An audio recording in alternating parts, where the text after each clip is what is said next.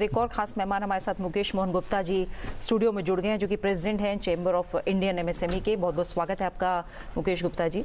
आप क्या बड़ी बात है आपकी नज़र में इस बजट में, और एमएसएमई को लेकर हम देखें तो टर्म लोन के लिए क्रेडिट गारंटी योजना भी मिली है। खास तौर से एमएसएमई के लिए जिस बड़े पुश की बात हो रही थी, इस बजट के जरिए कितनी उम्मीदें पूरी हुई? देखिए, मैं तो ये कहूँगा कि ये जो बजट है ना, अगर इसको हम कहें कि ये भैया एमएसएमई का बजट है तो भी कोई गलत नहीं होगा, क्योंकि एमएसएमई के लिए अलग चैप्टर है। एमएसएमई के लिए जितनी स्कीम अनाउंस की गई हैं, मैं जब नोट कर रहा था, मैं देख रहा था कि भाई एमएसएमई के लिए देखिए कितनी आएंगी, तो मैंने एक छोटा पेपर लिया और मैंने सोचा कि इस पेपर पे आ जाएंगी कि एमएसएमई की जो स्कीम्स है, तो नोट डाउन कर लूँगा ताकि आगे याद रहे। वो पेपर एक तरफ भर गया, दूसरी तरफ भी भर गया, तब भी मुझे लगा कि थोड़ा अब छोटा छोटा लिखना पड़ेगा। तो एमएसएमई की इतनी स्कीम्स है, मैं समझता हूँ कि जो भी स्कीम अनाउंस की हैं, काफ़ी कुछ पुट सब में एमएसएमई का है और एमएसएमई को सबसे फ़ायदा मिलेगा।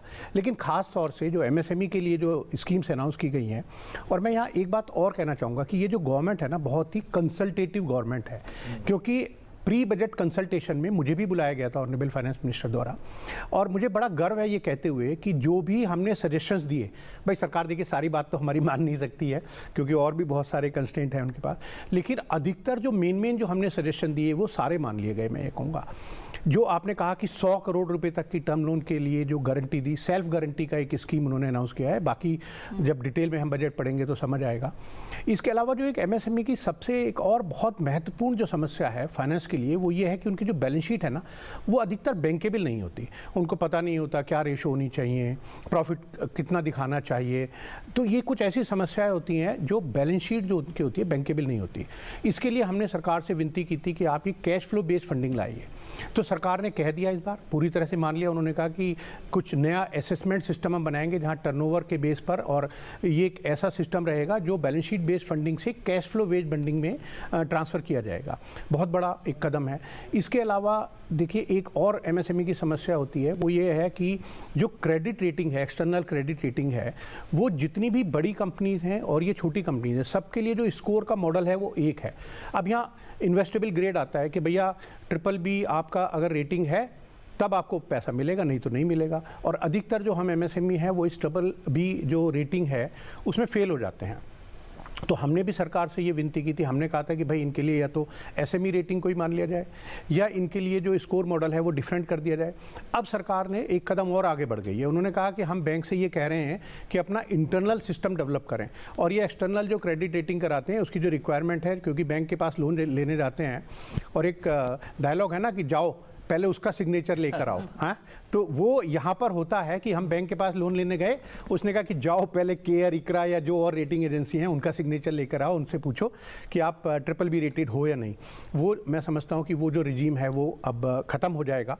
इसके अलावा देखिए, मुद्रा लोन की जो लोन की जो लिमिट है वो डबल कर दी गई है, तो ये अभी 10 लाख रुपए थोड़ा कम हो गया था, और ये एनकरेज करेगा एंटरप्रेन्योर्स को इस चीज़ के लिए भी कि भैया लोन लिया है तो समय से उसको वापस भी कर दो, क्योंकि जो लोग समय से वापस करेंगे उनको डबल लोन मिल जाएगा।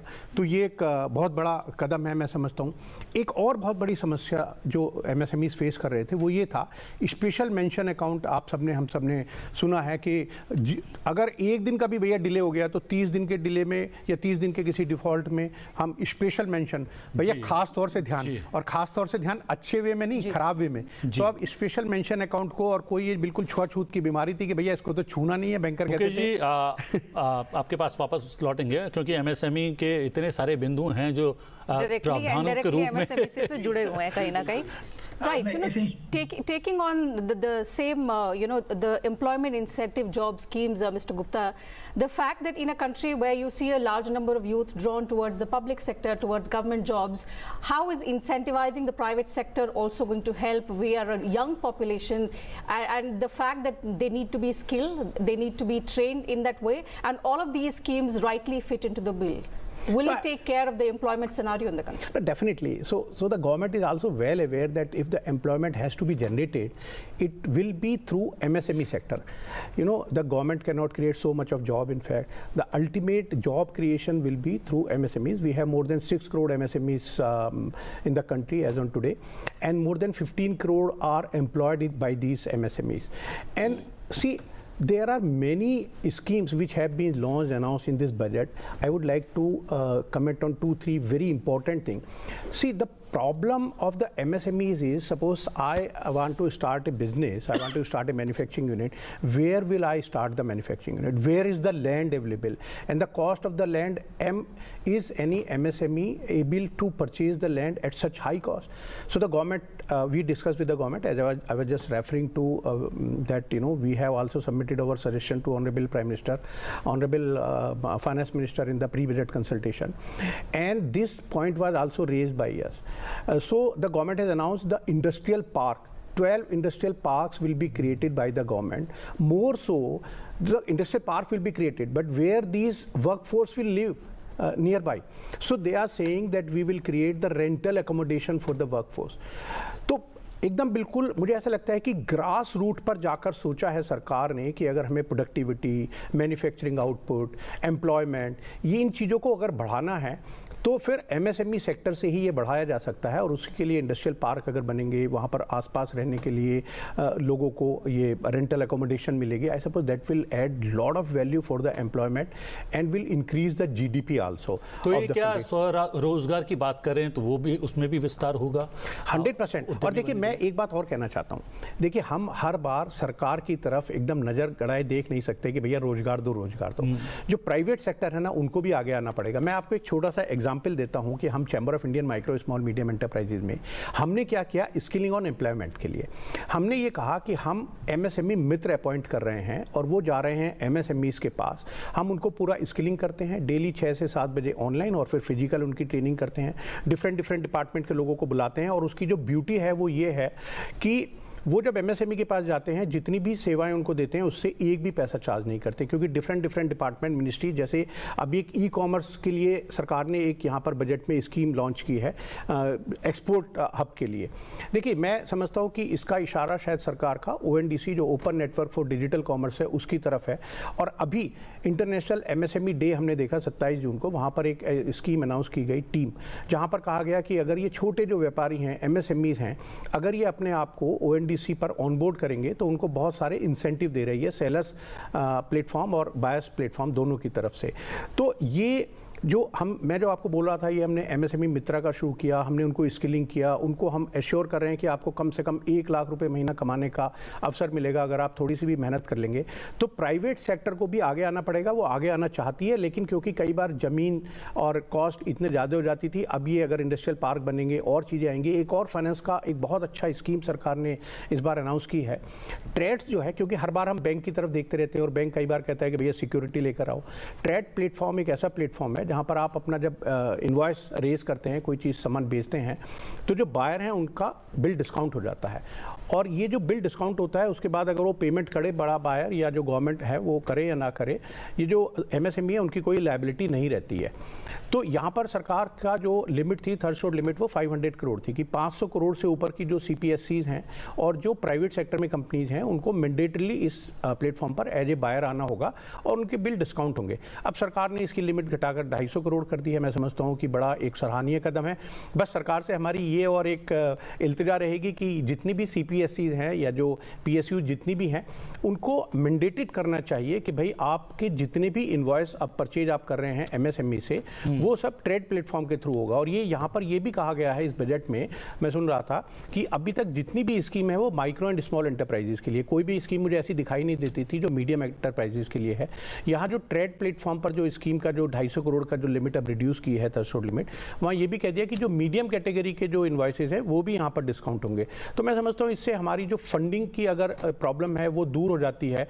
अगर पैसा मिलेगा तो नेचुरली हमारी प्रोडक्टिविटी बढ़ेगी, हमारी सेल्स बढ़ेगी तो नेचुरली और लोगों को हम एम्प्लॉय करेंगे। तो ये डायरेक्टली इनडायरेक्टली किसी ना किसी रूप में जो भी स्कीम लॉन्च की गई हैं उनसे एम्प्लॉयमेंट तो बढ़ना निश्चित है। बिल्कुल, आपने वो क्रेडिट रेटिंग की बात की थी, आपने कहा था कि एक थोड़ा सा एक चुनौती है, उसको भी जो है एड्रेस किया गया है इस बजट में। तो उसमें भी मैं ये जानना चाह रहा था कि माइक्रो और स्मॉल इंडस्ट्री को एड्रेस किया गया है, उनकी चुनौतियां ज़्यादा थी ये क्रेडिट रेटिंग को लेकर, खास तौर से के लोन। जी प्रतिबिंब जी, बिल्कुल, खास तौर से देखिए MSME की ही ये समस्या होती थी, क्योंकि जो क्रेडिट रेटिंग है MSME में भी माइक्रो और स्मॉल मैं तो मीडियम को भी वैसे लेता हूं। देखिए, मैं ये मान के चलता हूं, हमेशा मेरा ये मानना है कि देखिए, मिनिस्ट्री का नाम micro small and medium enterprises जो है वो मिनिस्ट्री है। तो मीडियम वालों को, बेचारों को अगर आप छोड़ दोगे तो ना तो वो लार्ज वाले उनको देखेंगे, ना ये मिनिस्ट्री ऑफ एमएसएमई देखेगी। तो मेरी तो सरकार से हमेशा ये रिक्वेस्ट रहती है कि या तो आप इस मिनिस्ट्री का नाम बदल दीजिए, आप ministry of micro and small enterprises. इसलिए बात कर रहे हैं क्योंकि उनका बैंक अकाउंट, उसको बैंक अकाउंट को जो है हैंडल करना, और वो थोड़ा सा उनके लिए चुनौतीपूर्ण था। मैं ये कहूँगा कि ये जो रेटिंग वाली जो बात आपने खास तौर से टच की ना, ये मीडियम भी कवर होता है। क्योंकि इसलिए कवर होता है, अधिकतर जो रेटिंग की बात आती है, जब बैंक कहते हैं कि एक्सटर्नल रेटिंग आप करा के लाओ और वो इन्वेस्टेबल ग्रेड होनी चाहिए, तो अधिकतर जो बैंक्स है ना, उनकी रिक्वायरमेंट है कि वो 25 करोड़ तक, कुछ बैंक कहते हैं कि भाई इससे अगर आप ज़्यादा लिमिट ले रहे हो या फैसिलिटी ले रहे हो, या कुछ बैंक्स ने कहा कि अगर आप 50 करोड़ से अगर आप लोन लेना चाहते हो तब आप एक्सटर्नल क्रेडिट रेटिंग। तो माइक्रो एंड स्मॉल एंटरप्राइजेज में तो एक्सटर्नल रेटिंग का उतना ज़्यादा अभी भी कोई बहुत ज़्यादा नहीं था, ये मीडियम कैटेगरी में था। लेकिन ये समस्या बड़ी थी, क्योंकि जब भी अगर कोई 25 करोड़ से 26 करोड़ लेने जाता है तो बैंक उसको बोलते हैं कि जाओ, जैसे मैं कह रहा था कि जाओ उसका सिग्नेचर लेकर आओ पहले रेटिंग एजेंसी का। और जब रेटिंग एजेंसी के पास एमएसएमई जाती हैं, खासतौर से माइक्रो स्मॉल एंटरप्राइज, आपने बिल्कुल ठीक कहा, तो उनकी रेटिंग मैं पूरे विश्वास से कह सकता हूं कि वो कितनी भी कोशिश कर लें, 99.99% जो लोग हैं ना ये माइक्रो स्मॉल एंटरप्राइज में, इनकी वो इन्वेस्टेबल ग्रेड रेटिंग आनी मुश्किल है। क्योंकि जैसे फाइनेंस मिनिस्ट्री भी समझती है, सरकार भी समझती है कि हम एमएसएमई की जो बैलेंस शीट है ना उतनी बैंकेबल नहीं होती, और जब बैलेंस शीट बैंकेबल नहीं होती उसी बेस पर काफ़ी कुछ ये रेटिंग भी हमारी डिपेंड करती है। तो अब सरकार ने ये भी कह दिया कि भाई असेसमेंट का भी नया तरीका लाएंगे हम, और उसमें रेटिंग का ध्यान नहीं देंगे, बैंक से आप इंटरनल रेटिंग कर लीजिएगा अपनी। और बैंक्स के पास बहुत ही मजबूत तंत्र है अपना इंटरनल रेटिंग करने के लिए, और बैंक जब भी कोई लोन देते हैं तो एक्सटर्नल रेटिंग तो लेते हैं, साथ साथ वो इंटरनल रेटिंग भी करते हैं। अरे भैया, किसी एमएसएमई की कितनी रेटिंग करोगे, थोड़ा तो हमारे ऊपर थोड़ा सा जरा कृपा करो। Assessment will now not be only on the turnover but also on the digital footprint. How encouraging will that be? So it is a very long demand from, I suppose I can say that from our Chamber of Indian Micro, Small and Medium Enterprises, because what is happening nowadays, everything is available in the public domain. So with the GST, we have the turnover.